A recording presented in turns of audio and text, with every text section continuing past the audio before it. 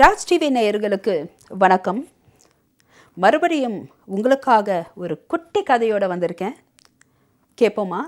ஒரு காட்டில் நிறைய மிருகங்கள், அதில் 2 மிருகங்களை பற்றி மட்டும் நம்ம இப்போ பேச போகிறோம். ஒரு புலியும் ஒரு கழுதையும்.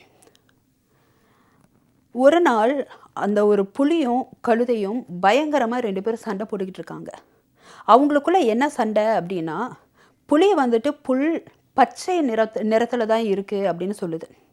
இந்த கழுதை இல்லை, இந்த புல் நீல கலர், அதாவது ப்ளூ கலரில் தான் அப்படின்னு சொல்லுது. இவங்க 2 பேருக்குள்ளே எந்த அளவுக்கு இந்த சண்டை முத்தி போகுது அப்படின்னா, நமக்கு வந்துட்டு அதாவது நீ தான் கரெக்டு, நான் தான் கரெக்டு அப்படின்ற ஈகோ கிளாஷே வந்துருச்சு அந்த புலிக்கும் கழுதைக்கிட்டேயும்.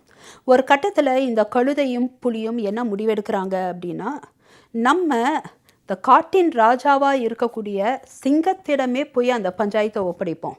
அவர் சொல்லட்டும், அவர் நியாயம் கொடுக்கட்டும், ஏன்னா அவர் தான் இந்த காட்டுக்கு நீதி வழங்குபவர் அப்படின்னு சொல்லிட்டு இந்த புலியும் கழுதையும் அந்த சிங்கத்தை போய் சந்திக்குது. அந்த சிங்கத்துக்கிட்ட இவங்களுக்குள்ளே என்ன பிரச்சனைன்னு சொல்லும்போது அந்த சிங்கம் நல்லா யோசிக்குது, என்ன நடக்குதுன்னு புரிஞ்சுக்கிச்சு. அப்போ இந்த கழுதை என்ன சொல்லுது, நீங்கள் சொல்லுங்கள் யுவர் ஹைனஸ், இந்த புல் நீல கலரில் தானே இருக்குது அப்படின்னு சொன்ன உடனே அந்த சிங்கம் அந்த கழுதைக்கிட்ட, நீ சொல்கிறது சரிதான், அந்த புல் நீல கலரில், அதாவது ப்ளூ கலரில் தான் இருக்குது அப்படின்னு அந்த சிங்கம் சொல்லுச்சு. அப்போ இந்த கழுதை என்ன சொல்லுச்சு அப்படின்னா, ஆனால் இந்த புலி அதை ஒத்துக்காமல் என்னை வந்துட்டு வேதனைப்படுத்தி என்னை வந்துட்டு ரொம்ப கஷ்டப்படுத்துச்சு மனசளவில், அதனால் நீங்கள் இந்த புலியை தண்டிக்கணும் அப்படின்னு கழுதை கேட்டுச்சான். அப்போ அந்த கழுதையினுடைய ரிக்வெஸ்ட்டை கேட்ட அந்த சிங்கம், சரி நான் இந்த புலிக்கு நான் ஒரு பனிஷ்மெண்ட் கொடுக்குறேன், அடுத்த 4 வருஷத்துக்கு யாரோடவும் பேசக்கூடாது, அமைதியை மட்டுமே காக்கணும் அப்படின்ற பனிஷ்மெண்ட் கொடுக்குறேன் அப்படின்னு சொன்ன உடனே கழுதைக்கு ஒரே சந்தோஷம். புல் நீல கலர் தான், புல் நீல கலர் தான் சொல்லிக்கிட்டு சந்தோஷத்தில் குதிச்சுக்கிட்டே போயிடுச்சு. அப்போ இந்த புலி அந்த சிங்கத்துக்கிட்ட போய், சிங்கமே, ராஜாவே, உங்களுக்கு தெரியாதா புல் வந்துட்டு பச்சை கலரில் தான் இருக்குது அப்படின்னு, ஆனால் நீங்கள் ஏன் வந்துட்டு அந்த கழுதை சொன்னது தான் சரின்னு சொல்லிட்டு எனக்கு பனிஷ்மெண்ட் கொடுத்தீங்க, நான் சரியாக தானே சொன்னேன் யூ ஹைனஸ் அப்படின்ட்டு அந்த சிங்கத்திட்ட கேட்டுச்சான். அந்த சிங்கம் சொல்லிச்சு, புலியே, உனக்கு கொடுத்த பனிஷ்மெண்ட் இந்த புல் பச்சை கலரில் இருக்கா நீல கலரில் இருக்கா அப்படின்றதுக்காக இல்லை, நீ ஒரு வீரமான ஒரு பிறவி. ஒரு முட்டாள்கிட்ட போய் நீ சண்டை போட்ட பற்றியா, சண்டை போட்டது மட்டும் இல்லாமல் அந்த பஞ்சாயத்தை என்கிட்ட எடுத்துகிட்டு வந்து என் டைமையும் வீணடித்த பற்றியா, அதுக்கான பனிஷ்மெண்ட் தான் இது அப்படின்னு அந்த சிங்கம் சொல்லிச்சான். இது நம்ம ஒவ்வொருத்தருக்கும் இந்த பொருள் அடங்கும்.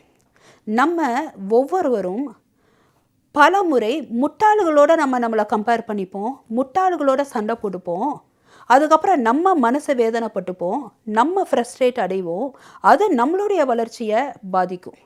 இந்த கதையில் அந்த பார்த்திங்கன்னா, தான் பிடிச்ச முயலுக்கு 3 காலுன்ற மாதிரி அந்த கழுதை புல்லுடைய கலர் வந்துட்டு நீல கலர் தான் சொல்லுது, அது பார்த்தாலே தெரியுது பச்சை கலர் அப்படின்னு. இந்த மாதிரி தான் நம்ம வாழ்க்கையிலையும் பல மனிதர்கள் தாங்க சொல்கிறது தான் கரெக்டாக இருக்கணும், அவங்க சொல்கிறது தான் சரி அப்படின்னு மற்றவங்க சொல்லணும் அப்படின்ற எதிர்பார்ப்பில் இருப்பாங்க. அவங்கக்கிட்ட போய் நீங்கள் எவ்வளவு தான் ஆர்கியூமெண்ட் பண்ணி ஒரு நல்ல விஷயத்தை நீங்கள் வந்துட்டு கடைப்பிடிக்க வைக்கணும்னு நினச்சா கூட அவங்க மூலமாக உங்களால் எதையும் சாதிக்க முடியாது. அதனால் முட்டாள்களோட சண்டை போடுறதை விட்டுட்டு சும்மா சாரி அப்படின்ற ஒரு வார்த்தையை கொடுத்துட்டு இல்லை, அமைதியாக இருந்துருங்க. இந்த மாதிரி முட்டாள்கள்கிட்ட சண்டை போட்டு உங்களுடைய வாழ்க்கையையும் உங்களுடைய பொன்னான நேரத்தையும் செலவிடுவதற்கு பதிலாக நீங்கள் அமைதியை மட்டுமே நீங்கள் கடைப்பிடித்தால் அது உங்களுடைய வாழ்க்கையில் வெற்றியை தரும். இந்த அருமையான கதையை எனக்காக நீங்கள் எல்லோரும் ஃபாலோ பண்ணுவீங்கன்னு நம்புகிறேன். மறுபடியும் இன்னொரு குட்டி கதையோட நாளை சந்திப்போம். நன்றி, வணக்கம்.